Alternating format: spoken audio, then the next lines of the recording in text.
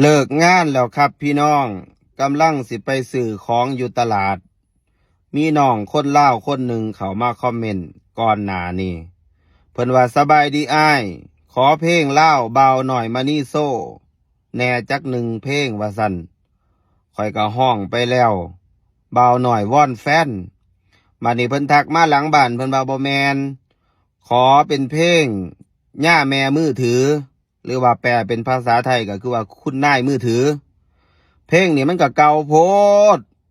20 ปีแล้วมั้งเนี่ยเพลงเนี่ยข่อยจำเนื้อบ่ค่อยได้แต่ว่าสิพยายามร้องให้ฟังโพดเว้าพื้นบ่ยอมนึ่งข้าวแรงยากน้ำแต่ผมแดงวีตะแลงหอดเศร้าเว้ามือถือโหลดบ่หูจักเศร้าจังแม่นคักแท้เจ้าเอาแต่ไปหาเลาะใส่เกือบยองสูงพอปานหลังตึกใหญ่ก็ใหญ่ผลึกบ่ย่านล้มบ่นองเสื้อสายเดียวใส่เพื่ออวดหนังท้องเฮ็ดให้อ้ายหัวพองยามได้มองสะดือเจ้าแต่งคือปานกับคนเมืองนอกกระเป๋าหลุยห้อยศอกเป็นยาแม่มือถือลงรถมาหนุ่มสาวนาจนบ่จือลงรถมาหนุ่มสาวนาจนบ่จือจากบ้านไป3 มื้อคือมารวยทันตาจักไปฆ่าแนวใดนะอุ่นจักไปฆ่าแนวใดนะอุ่นคือบุญทลาหาได้ง่ายได้ใส่เสื้อสันหัดทุนเป็นของผู้ใส่มองนำหลังหันทรงแทนเจ้า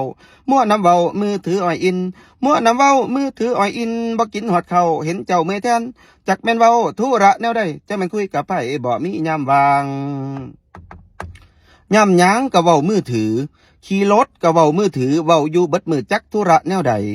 เจ้าคุยอีหยังกับไผพ่อหน้ายามใดแล้วบ่มียามวางไปไสอยู่ไสกะสร้างขอถามแน่นางมีคืนอยู่บ่สัญญาณมีบ่